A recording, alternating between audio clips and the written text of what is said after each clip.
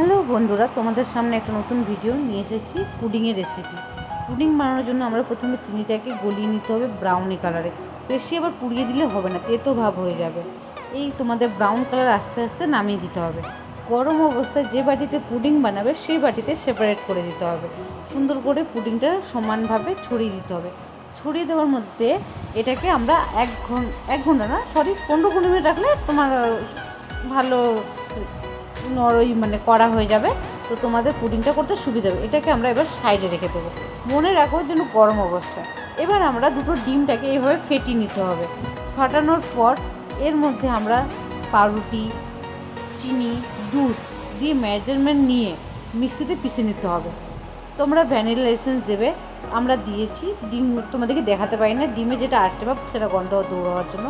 আমরা এটা পাউরুটি দিয়েও বানিয়েছি, তোমরা পাউরুটি ছাড়াও বানাতে পারো। পাউরুটি ছাড়া রেসিপি আমি তোমাদেরকে পরে একটা ভিডিওতে দেবো।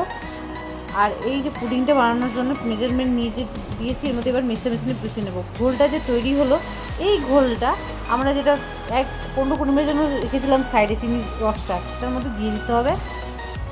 এটা কাজ হয়ে গেলো। তারপরে আমাদের কাজ হচ্ছে গরম জল করা। গরম জল করে স্টিম করতে দেবো। স্টিম করার জন্য গরম জলের মধ্যে পুডিংটা দিয়ে ঢাকনা দিয়ে দেবো। এটা আধ ঘন্টার মতো লাগবে। তারপরে এটাকে আমরা ফ্রিজে 2 ঘন্টা রাখবো। দেন আমাদের পুডিং তৈরি। তোমরা তৈরি করতে পারো, খুব সুন্দর।